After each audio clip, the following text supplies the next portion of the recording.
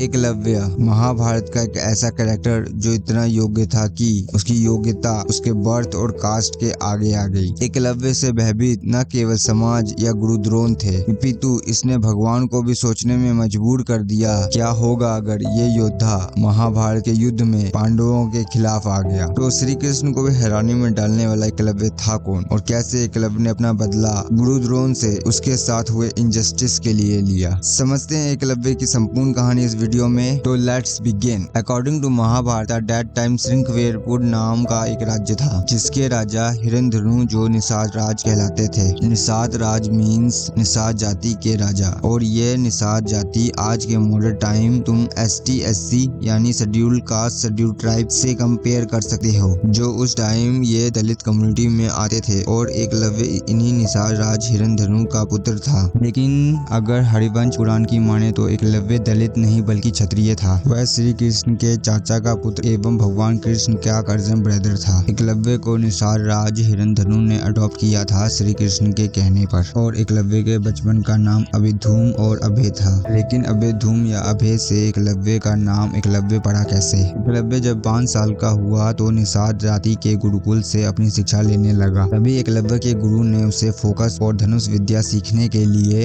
एक निष्ठ और एकाग्र देखा, और उन्होंने तभी अभिधूम को एकलव्य नाम दिया। उन्होंने एकलव्य की उचित शिक्षा के लिए गुरु द्रोण से बात की, लेकिन गुरु द्रोण ने ये कह के मना कर दिया कि वह केवल उच्च जाति के राजा राजकुमार और ब्राह्मणों को ही शिक्षा देते हैं। लेकिन एकलव्य को जब ये पता चला केवल गुरु द्रोण ही उसे श्रेष्ठ धनुष विद्या की शिक्षा दे सके हैं, तो वह मन ही मन से ही गुरु द्रोण को अपना गुरु मान चुका था। और एकलव्य गुरु द्रोण को गुरुवंश के राजकुमारों यानी पांडवों और कौरवों को शिक्षा प्राप्त करते देखता था, और खुद से गुरु द्रोण के बनाए मूर्ति को गुरु मानकर तीरंदाज विद्या का अभ्यास करता था। फिर एक समय जब अर्जुन देर रात जग जग के शब्दभेदी बाण चलाने की प्रैक्टिस कर रहा था, तब गुरु द्रोण अर्जुन को धनुष विद्या के प्रति लगन देख बहुत प्रसन्न हुए, और उन्होंने अर्जुन को प्रॉमिस किया कि वह उसे विश्व का श्रेष्ठ धनुर्धर बनाएंगे। यही प्रॉमिस गुरु द्रोण की सबसे बड़ी गलती थी, क्योंकि वह समय ऐसा था कि लोग अपना वादा निभाने के लिए अपनी जान तक दे देते थे। इस कारण गुरु द्रोण अर्जुन को श्रेष्ठ बनाने के लिए शब्दभेदी बाण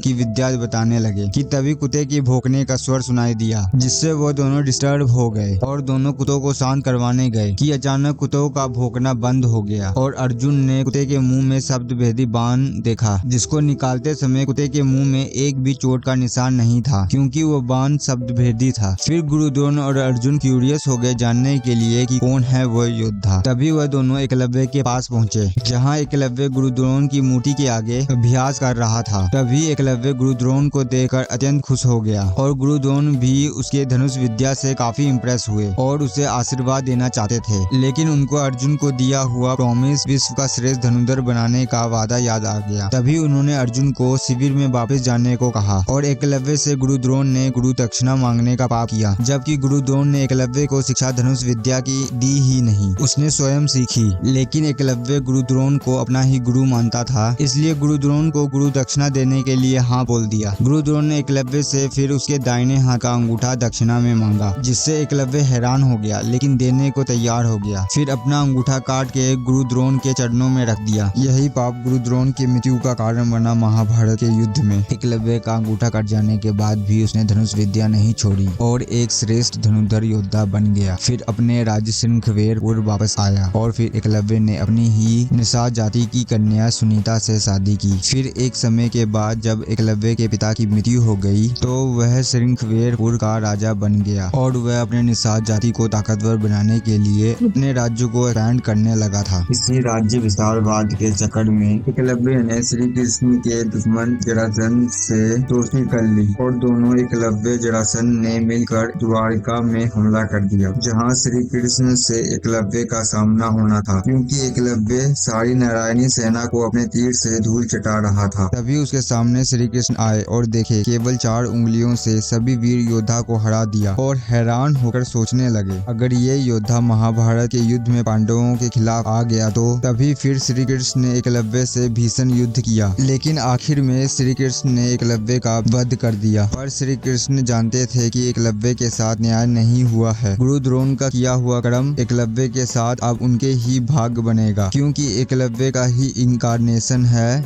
धृष्टद्युम्न जो द्रौपदी का भाई और उसके पिता द्रुपद महाराज का पुत्र है और इन्होंने महाभारत के युद्ध में पांडवों का साथ दिया। धृष्टद्युम्न ने ही महाभारत के युद्ध में गुरु द्रोण का सर धड़ से अलग कर अपने पूर्व जन्म के अन्याय का बदला लिया और अपना जन्म उद्देश्य पूरा किया। तो दैट्स इट, ये थी एकलव्य की कंप्लीट स्टोरी जो कि समझाती है लॉ ऑफ कर्मा कितना स्ट्रॉन्ग है। इसलिए भगवत गीता में भी कर्मों को अच्छी तरह से पालन करने को कहा है और तुम भी अपने कर्मों को अच्छी तरह से पालन करो। चैनल को सब्सक्राइब, लाइक करो और अगर यहाँ तक देख रहे हो तो कमेंट भी कर देना।